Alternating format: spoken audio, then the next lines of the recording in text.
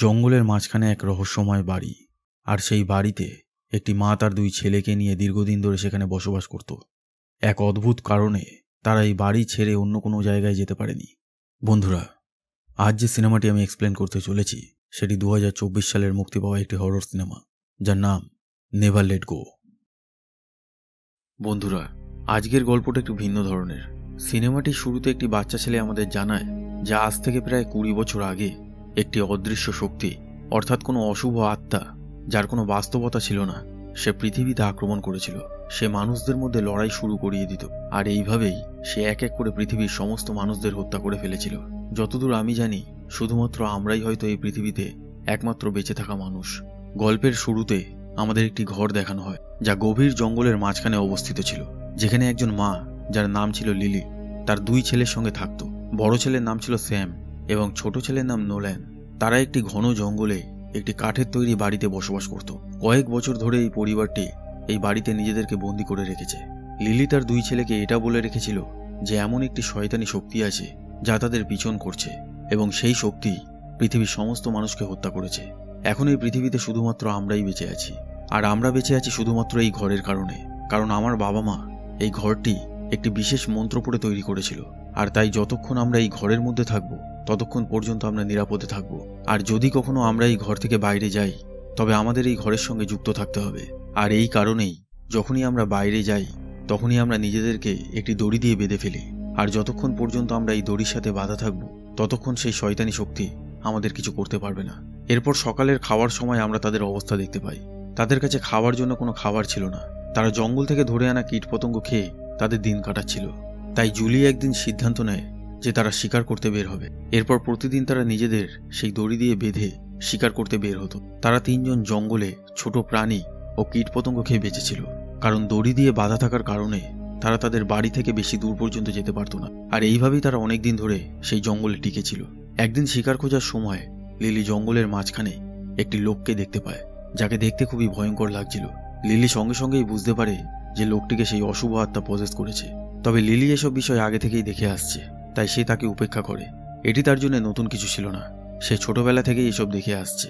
অন্যদিকে নোল্যান ডিম খুঁজতে একটি গাছে ওঠে, কিন্তু দুর্ভাগ্যবশত গাছের বাসায় থাকা সব ডিম আগে থেকেই ভাঙা অবস্থায় ছিল। হতাশ হয়ে নোল্যান যখন গাছ থেকে নিচে নেমে আসে, তখন সে কিছুটা দূরে একটি গোটা ডিম দেখতে পায়, কিন্তু দড়ি দিয়ে বাঁধা থাকার কারণে সে সেখানে পৌঁছাতে পারছিল না। তাই সে নিজের দড়ি খুলতে শুরু করে। ঠিক তখনই তার ভাই স্যাম এসে তাকে থামানোর চেষ্টা করে। স্যাম বোঝায় যে এটা হয়তো সেই অশুভ আত্মার কোনো ফাঁদ, যাতে তারা ধরা পড়ে এবং আত্মাটি তাদের পজেস করে নিজের শিকার বানাতে পারে। কিন্তু নোল্যান স্যামের কথা না শুনে তার দড়িটা খুলতে থাকে। তখন স্যাম হুমকি দিয়ে তাকে বলে যে যদি নোল্যান দড়ি খুলে তবে সে বাঁশি বাজিয়ে তাদের মাকে ডেকে আনবে। তখন বাধ্য হয়ে নোল্যান তার কথা মেনে নেয়। এরপর তারা দুজনে সামনে এগোতে থাকে। কিছুক্ষণ পর স্যাম বলে, মা আমাকে তোমার চেয়ে বেশি ভালোবাসে। এই কথা শুনে নোল্যান জিজ্ঞেস করে, তুমি কি বললে? স্যাম তখন উত্তর দেয় যে আমি কিছুই বলিনি। কিন্তু নোল্যানের মনে হয় যে স্যাম মিথ্যে বলছে, তাই সে তার পায়ের নিচে স্যামের দড়িটা চেপে ধরে, যার ফলে স্যাম নিচে পড়ে যায় আর তার দড়িটা খুলে যায়। স্যামকে এই অবস্থায় দেখে নোল্যান সঙ্গে সঙ্গে বাঁশি বাজায়, যাতে সে তার মাকে সংকেত দিতে পারে। কিন্তু ততক্ষণে অনেক দেরি হয়ে যায়, কারণ স্যাম তার চারপাশে অদ্ভুত সব শব্দ শুনতে শুরু করে। যখন নোল্যান তাকে তুলে দাঁড় করানোর চেষ্টা করছিল, তখন আমরা দেখতে পাই যে সেই অশুভ আত্মা লিলির মায়ের ভয়ঙ্কর রূপ নিয়ে তাদের উপর আক্রমণ করার জন্য এগিয়ে আসছে। কিন্তু এই সময় লিলি পেছন থেকে এসে দুজনকে তার দড়ি দিয়ে বেঁধে ফেলে এবং সেখানে লুকিয়ে পড়ে। লিলির মায়ের রূপ নিয়ে সেই ভয়ঙ্কর আত্মাটি তাদের একদম কাছে চলে আসলেও সে লিলি আর তার সন্তানদের কিছুই করতে পারে না, কারণ তারা সবাই সেই বাড়ির সাথে যুক্ত ছিল। তবে এখানে দুই ভাই বুঝতে পারছিল না যে তাদের মা কি করছিল। তখন আমরা জানতে পারি যে সেই আত্মাগুলিকে শুধুমাত্র লিলিই দেখতে পায়। তার সন্তানরা কেবল অনুভব করতে পারে যে তাদের আশেপাশে কেউ আছে। এরপর তিনজনই কোনোভাবে বাড়ি ফিরে আসে। বাড়ি ফিরে আসার পর লিলি তার বাচ্চাদের খুব বকাঝোকা করে আর তাদেরকে কড়াভাবে বলে যে এই ধরনের কাজ যেন তারা আর কখনো না করে। সেই রাতেই যখন তারা সবাই একসঙ্গে বসে খাবার খাচ্ছিল, তখন লিলি তাদের দুই ছেলেকে সেই অশুভ আত্মার সম্পর্কে বিস্তারিত বলতে শুরু করে। সে বলে যে কিভাবে সেই আত্মা মানুষের সঙ্গে ধোঁকা করে তাদেরকে ডেকে নিজের কাছে নিয়ে যায় আর তারপর তাদের মেরে ফেলে। সে আরও বলে যে কয়েক বছর আগে একদিন আমি জঙ্গলে খাবারের খোঁজে গিয়েছিলাম। তখন একটি ছোট মেয়েকে দেখতে পাই। তার পা একটি গর্তে আটকে গিয়েছিল আর সে কাঁদছিল এবং সাহায্যের জন্য আমাকে ডাকছিল, কিন্তু দড়ির কারণে আমি তার কাছে যেতে পারিনি। ধীরে ধীরে মেয়েটি সেখানে ব্যথায় কাতর হয়ে মারা যায়। তবে সে আসলে কোনো মেয়ে ছিল না, সে ছিল সেই এন্টিটি যে মেয়ের ছদ্মবেশে আমাকে মেরে ফেলার জন্য এসেছিল। আর আজ যদি তোমরা বেশি সময় ধরে দড়ি থেকে দূরে থাকতে, তাহলে সেই ক্রিয়েচার তোমাদেরও তার ফাঁদে ফেলে মেরে ফেলত। এরপর লিলি একটি বিশেষ রিচুয়াল করে, যাতে তাদের ভেতরের অশুভ শক্তি বের হয়ে যায়। এই কারণেই সে 2 সন্তানকে বাড়ির বেসমেন্টে তালাবদ্ধ করে রাখে, যাতে বাড়ির শক্তি তাদের আবার শুদ্ধ করতে পারে। তবে নোল্যান তার মায়ের কথা একেবারেই বিশ্বাস করত না। সে মনে করত যে তার মা হয়তো তাদের মিথ্যে বলছে। রাতের বেলা সে তার বড় ভাই স্যামকে বলে যে আজ আমরা দড়ি ছাড়াই বাইরে গিয়েছিলাম, কিন্তু আমাদের কিছুই হয়নি, এর মানে কোনো এন্টিটি বলে কিছুই নেই। তখন স্যাম তাকে বোঝায় যে মা যা বলছে সেটা ঠিক, বাইরে যাওয়া সত্যিই খুব বিপজ্জনক, আমাদের কখনো দড়ি ছাড়া বাইরে যাওয়া উচিত নয়। তখন নোল্যান বলে মা মিথ্যে বলছে, মা আমাদের কখনো বলেনি যে সে কেন বাবা আর দাদুকে মেরে ফেলেছিল। এটা শুনে স্যাম তাকে জানায় যে মা তাদেরকে মেরেছিল কারণ তারা পজেস হয়ে গিয়েছিল, আমাদের রক্ষা করার জন্যই মা এটা করতে বাধ্য হয়েছিল। তখন নোল্যান প্রশ্ন করে যে যদি সেই এন্টিটি মানুষকে দড়ি ছাড়া পজেস করতে পারে, তাহলে সে আমাদের কুকুর ডিউককে কেন মারে না? স্যাম উত্তর দেয় যে ডিউক তো শুধুই একটা প্রাণী, সেই এন্টিটি সবসময় একজন মানুষের খোঁজে থাকে, যাতে তাকে নিজের নিয়ন্ত্রণে এনে তার পুরো পরিবারকে শেষ করে দিতে পারে। সেই রাতেই লিলি স্বপ্ন দেখে যে সেই এন্টিটি তার স্বামীর রূপ ধরে তার সামনে এসেছে। সে লিলির সঙ্গে রোমান্টিক কথা বলে এবং তাদের পুরনো সুখের দিনগুলোর কথা মনে করিয়ে দেয়, কেমনভাবে তারা একটা সুখী পরিবারের মতো একসাথে থাকতো। কিন্তু তুমি সবকিছু শেষ করে দিলে। লিলি তখন বলে যে আমি যা করেছি আমার ছেলেদের ভালোর জন্য করেছি। এটা শুনে লিলির হাজবেন্ড তাকে ধমক দিয়ে বলে যে তুমি তোমার বাচ্চাদের যতই সামলে রাখো না কেন, তারা আর বেশি দিন বেঁচে নেই। আসলে সে লিলির হাজবেন্ড ছিল না, সে ছিল সেই অশুভ আত্মা যে লিলির হাজবেন্ড সেজে এসেছিল। পরের দিন সকালে নোল্যান লক্ষ্য করে যে তার মায়ের পিঠে একটা ট্যাটু আঁকা ছিল, যা সেই ক্রিয়েচারের সিম্বল। সে তখন তার মাকে প্রশ্ন করে যে আমরা তো সেই ক্রিয়েচারের হাত থেকে পালানোর চেষ্টা করছি, তাহলে তুমি কেন তার সিম্বলের ট্যাটু করিয়েছ? নোল্যানের কাছে ব্যাপারটি খুব অদ্ভুত লাগে, কারণ নিজের পিঠে নিজেই ট্যাটু করা একজন মানুষের পক্ষে অসম্ভব। তখন লিলি রাগ করে বলে যে আমি এটি অনেক আগেই করিয়েছিলাম, যখন এই সব কিছু শুরুই হয়নি। এরপর ধীরে ধীরে অনেকগুলো সময় কেটে যায় আর তারা 3 জন সেই বাড়িতে ভালোভাবেই দিন কাটাচ্ছিল। কিন্তু এক রাতে লিলি যখন বাথরুমে স্নান করছিল, হঠাৎ নোল্যান সেখানে চলে আসে। আসলে নোল্যানের একটি সমস্যা ছিল, সে মাঝে মধ্যেই ঘুমের মধ্যে হাঁটত। এই কারণেই লিলি সবসময় তার পায়ে একটা ঘন্টি বেঁধে রাখত, কিন্তু সেদিন সে ঘন্টিটি বাঁধতে ভুলে গিয়েছিল। তাই নোল্যান ঘুমের ঘরে হাঁটতে হাঁটতে বাথরুম পর্যন্ত পৌঁছে যায়। তারপর লিলি তাকে নিয়ে এসে তার বিছানায় শুইয়ে দেয়। একদিন সকালে যখন লিলি শিকার করতে যায়, তখন সে গাছের পেছন থেকে কিছু নড়াচড়ার শব্দ শুনতে পায়। তার মনে হয় যে হয়তো কোনো হরিণ হবে, তাই সে তার ক্রসবো বের করে। কিন্তু তখন সে দেখে যে একটি কাক তার ছেলে নোল্যানের শরীর ছিঁড়ে ছিঁড়ে খাচ্ছে। এটি দেখে সে ভীষণ ভয় পেয়ে যায়, কিন্তু পরে সে বুঝতে পারে যে এটি তার কল্পনা ছাড়া আর কিছুই নয়। এরপর সে তাড়াতাড়ি করে বাড়ি ফিরে আসে, কিন্তু সেদিন শিকার না পাওয়ার কারণে তাদের গাছের ছাল খেয়ে দিন কাটাতে হয়। নোল্যানের এটি একেবারেই ভালো লাগে না, কিন্তু তাদের কাছে আর কোনো উপায় ছিল না। 1-2 দিন তাদের এরকমই খেয়ে থাকতে হবে। পরের দিন তারা আবার সেই ছাল সংগ্রহ করতে বাইরে যায়। তখন নোল্যান হঠাৎ দেখে যে তার মা আর ভাই তাকে একা রেখে চলে গেছে। সে খুব ভয় পেয়ে যায়। ঠিক তখনই কেউ তাকে দড়ি ধরে টানতে শুরু করে আর তাকে টেনে কুয়োর কাছে নিয়ে যায়। কিন্তু পরের মুহূর্তেই বোঝা যায় যে এটি নোল্যানের একটা খারাপ স্বপ্ন ছিল। আসলে সে ঘুমের মধ্যে হাঁটছিল আর দড়ি ছাড়াই বাড়ির বাইরে চলে এসেছিল। কিন্তু তখনই লিলি এসে নোল্যানকে তাড়াতাড়ি করে ঘরের ভিতরে নিয়ে যায় আর তাকে আবার সেই বেসমেন্টের মধ্যে বন্ধ করে রাখে। এরপর সে তাকে একটি রিচুয়াল করায়, কারণ বাড়ির বাইরে দড়ি ছাড়া গেলেই সে অশুদ্ধ হয়ে যেত। এই জন্য রিচুয়াল করাটা বাধ্যতামূলক ছিল। কিন্তু নোল্যানের মনে হতে থাকে যে তার মা মিথ্যে বলছে, কারণ সে বাড়ির বাইরে কোনো বিপদ দেখেনি। তাই সে তার ভাইকে বলে যে আমাদের কাছে কিছু খাবার নেই, তাই আমাদের আগামীকাল দড়ি ছাড়া বাইরে যেতে হবে, তখনই আমরা কিছু খাবার খুঁজে পেতে পারবো। কিন্তু তার ভাই তার এই পরিকল্পনার অংশ হতে রাজি হয় না। যাই হোক, পরের দিন লিলি তার ছেলেদের একটি পুরনো ক্যামেরা দেখায় আর বলে যে এর মাধ্যমে আমরা স্মৃতি ধরে রাখতে পারি। তারা প্রথমবার এরকম কিছু দেখছিল, তাই সবাই খুব খুশি এবং উত্তেজিত হয়ে ওঠে। এরপর লিলি তার ছেলেদের বলে যে আমাদের এখন আর কিছু খাবার নেই, আমাদের ঘরের সমস্ত খাবার শেষ হয়ে গেছে আর আমরা এই জঙ্গলে অনেকদিন টিকে থাকতে পারবো না। তাই আমাদের ডিউককে, অর্থাৎ তাদের পোষা কুকুরকে মেরে তাকে খেতে হবে। এটা শুনে নোল্যান খুব রেগে যায় আর সে তার মাকে এটা করতে বাধা দেয়। সে বলে তুমি তোমার কাজ ঠিকভাবে করতে পারছো না, তাহলে এতে আমার কুকুরের কি দোষ? যাও তুমি বাইরে গিয়ে খাবার নিয়ে আসো। কিন্তু লিলি বলে যে এটা সম্ভব নয়।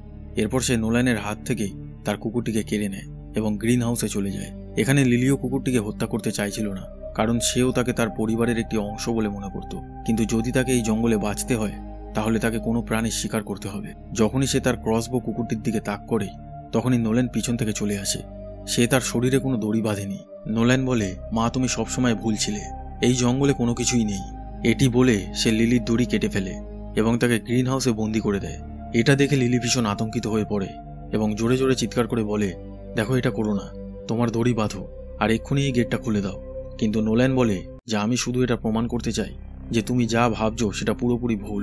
তখন লিলি একটা অদ্ভুত কথা বলে, সে বলে যে আমি নিজেই এই শয়তানকে এনেছি, তাই গেটটা খুলে দাও। ততক্ষণে গ্রিন হাউসে তার মায়ের আত্মা চলে আসে, যাকে আমরা আগেও দেখেছি। সে বলে তুমি আমাকে বিষ দিয়ে মেরে ফেলেছিলে, এখন দেখো আমি কিভাবে তোমার ছেলেদেরকে নিজের নিয়ন্ত্রণে নিয়ে হত্যা করব। এই কথাগুলো শুনে লিলি বুঝতে পারে যে যদি সেই আত্মা তাকে নিজের নিয়ন্ত্রণে নিয়ে নেয় তাহলে তার 2 ছেলে মারা যাবে। তাই সে কাঁচের একটি টুকরো নিয়ে নিজের গলা কেটে নিজেকে শেষ করে দেয়। স্যাম তখন ঘর থেকে বেরিয়ে এসে নোলানের সাথে লড়াই করতে শুরু করে দেয়, কারণ নোলান তার মাকে গ্রিন হাউসে আটকে দিয়েছিল। তারপর সে গেট খুলে যখন গ্রিন হাউসে ঢোকে তখন সে তার মৃত মাকে দেখে সেই রাতেই স্যাম ভীষণ অসুস্থ হয়ে পড়ে এবং নোলান তার যত্ন নেয়, কিন্তু খাওয়ার মতো কিছুই ছিল না। তাই নোলান 3টি দড়ি একসাথে জুড়ে একটি বড় দড়ি তৈরি করে এবং সাহায্য চাওয়ার জন্য জঙ্গলের বাইরে প্রধান রাস্তায় পৌঁছে যায়। অনেকক্ষণ সেখান থেকে কাউকে না পেয়ে সে হতাশ হয়ে বাড়ি ফিরে আসে। তখনই একটি লোক তার পেছনে এসে হাজির হয়। স্যাম সেই লোকটিকে দেখে তার দিকে ক্রসবো তাক করে। ভয়ে তখন লোকটি বলে যে আমার একটা মেয়ে আছে, দয়া করে আমাকে মেরো না, আমাকে যেতে দাও। কিন্তু স্যাম তার কথা শোনে না এবং তীর দিয়ে তাকে আঘাত করে, কারণ তার মনে হয়েছিল যে লোকটি কোনো মানুষ নয়, সেই ভয়ঙ্কর আত্মা যে তাদের ফাঁদে ফেলতে এসেছে। আঘাত পেয়ে লোকটি জঙ্গলের দিকে দৌড়ে পালাতে শুরু করে, কিন্তু নোল্যান তার পিছু নেয়। কিছুক্ষণ পর নোল্যান তাকে ধরে ফেলে এবং দেখে যে লোকটি তার ফোন থেকে 911-এ কল করেছে। ফোনের অপর প্রান্ত থেকে পুলিশ তার লোকেশন জিজ্ঞেস করছিল। এটি দেখে নোল্যান হতবাক হয়ে যায়, কারণ সে জীবনে প্রথমবার ফোন দেখছিল। এরপর নোল্যান সেই লোকটির ব্যাগ নিয়ে বাড়ি ফিরে আসে। তার মনে হয়েছিল যে হয়তো ব্যাগে খাবার থাকতে পারে, আর সত্যিই ব্যাগে কিছু খাবার ছিল। কিন্তু স্যাম তাকে বলে যে তুমি এটা স্পর্শ করো না। নোল্যান বলে এটা আসল। এই নিয়ে তাদের মধ্যে তর্ক শুরু হয়ে যায়। অবশেষে খিদের কারণে স্যাম বাধ্য হয়ে কিছু খাবার খেয়ে নেয়। এরপর স্যাম ব্যাগে লোকটির এবং তার মেয়ের একটি ছবি দেখতে পায়, আর ছবিটি দেখে স্যামের খুব খারাপ লাগে, কারণ সে বুঝতে পারে যে লোকটি সত্যিই একজন মানুষ ছিল। সে একজন নির্দোষ লোককে হত্যা করেছে। এই ভেবে সে বাইরে এসে বসে। ঠিক তখনই সে গ্রিন হাউসের কাছে কান্নার শব্দ শুনতে পায়। স্যাম টর্চ নিয়ে সেখানে গেলে সে দেখে যে সেখানে একটি মেয়ে ছিল। মেয়েটি তখন স্যামকে জিজ্ঞেস করে, তুমি কি এখানে একজন লোককে দেখেছ? সে আমার বাবা ছিল। স্যাম তাকে বলে যে তার বাবা মারা গেছে। এটা শুনে মেয়েটি অনেক কাঁদতে থাকে। স্যাম বুঝতে পেরে গিয়েছিল যে মেয়েটি আসলে কে, এই কারণে সে তার কাছে যায়, কিন্তু মেয়েটি হঠাৎ দৌড়ে জঙ্গলের ভেতরে চলে যায়। স্যামও তখন সেই মেয়েটির পেছনে দৌড়াতে থাকে, কিন্তু এক জায়গায় এসে স্যাম থেমে যায়, কারণ সে তখনও দড়ি দিয়ে বাঁধা ছিল। মেয়েটিকে খোঁজার জন্য সে তখন দড়ি খুলে ফেলে। দড়ি খুলতেই সে তার চারপাশে অদ্ভুত কিছু অনুভব করতে শুরু করে। তখন স্যাম দেখতে পায় যে মেয়েটি আসলে কোনো মানুষ ছিল না। সেই মেয়েটি এক ভয়ঙ্কর প্রাণীতে রূপান্তরিত হয় এবং স্যামের উপর আক্রমণ করে। অন্যদিকে নোল্যানকে দেখানো হয় যে স্যামকে বাড়িতে না পেয়ে তাকে চারপাশে খুঁজতে থাকে, কিন্তু তখনই তার নজর সামনে দাঁড়িয়ে থাকা একটি গাড়ি এবং সেই মেয়েটির ওপর পড়ে। এরই মধ্যে স্যাম পিছন থেকে নোল্যানের দড়ি কেটে ফেলে, যা দেখে নোল্যান খুব ভয় পেয়ে যায় এবং তৎক্ষণাৎ দৌড়ে বাড়ির ভেতরে ঢুকে লুকিয়ে পড়ে। বাড়ির ভেতরে আসার পর নোল্যান দেখে যে স্যাম ঘরের এক কোণে বসে আছে এবং তার উপরে এক কালো ছায়া রয়েছে। এটি দেখে নোল্যান বুঝতে পারে যে স্যাম একটি প্রেতাত্মার দখলে রয়েছে। নোল্যান বাড়ির দেয়াল ধরে এগোতে থাকে, কিন্তু এখন স্যাম অত্যন্ত শক্তিশালী হয়ে উঠেছিল। এরপর হঠাৎ স্যাম নোল্যানের উপর আক্রমণ করে দেয় এবং বাড়িতে আগুন ধরিয়ে দেয়। স্যাম বাইরে বেরিয়ে আসে আর সেই জ্বলন্ত বাড়ির সামনে বসে একটি সেলফি তোলে। এদিকে নোল্যান আগুন থেকে পালানোর চেষ্টা করছিল, কিন্তু ঠিক তখনই সেই প্রাণীটি নোল্যানের মায়ের রূপ নিয়ে তার সামনে আসে। তবে নোল্যান জানতো যে তার মা আর জীবিত নেই, তাই সে বুদ্ধি করে তাদের ঘরে সেই বেসমেন্টের দরজা খুলে দেয় আর সেই ইভিল এন্টিটিকে জড়িয়ে ধরে সেই বেসমেন্টের ভেতরে পড়ে যায়। প্রাণীটির গলায় হাত রেখে নোল্যান প্রার্থনা শুরু করে, যা তার মা তাকে শিখিয়েছিল। প্রার্থনা শোনা মাত্র সেই প্রাণী তার আসল রূপে আসে, যা দেখতে একটি সাপের মতো ছিল। কিছুক্ষণ পর প্রাণীটি মারা যায়। এরপরই সেখানে পুলিশ চলে আসে, কারণ সেই লোকটি 911-এ ফোন করেছিল। সেখানে সমস্ত তথ্য পুলিশকে জানানো হয়। এরপর দেখা যায় যে পুলিশ নোল্যানকে সময় মতো উদ্ধার করে নেয়। জ্ঞান ফিরে পাওয়ার পর নোল্যান প্রথমে তার ভাই স্যামের কথা জিজ্ঞেস করে এবং আমরা দেখি যে স্যামকেও উদ্ধার করা হয়েছে আর স্যাম পুরোপুরি ঠিক আছে। সে তখন আবারও নোল্যানকে সেই একই কথা বলে যে মা আমাকে বেশি ভালোবাসতো। এরপর আমরা সেই সেলফিটিকে দেখতে পাই যেখানে স্যামের কাঁধে এক ইভিল এন্টিটির হাত রয়েছে, অর্থাৎ স্যাম জঙ্গলের সেই এন্টিটিকে বাইরের জগতে নিয়ে এসেছে, যার মাধ্যমে সে তাদের ধ্বংস করবে। এবং এখানে এই সিনেমাটি শেষ হয়েছে।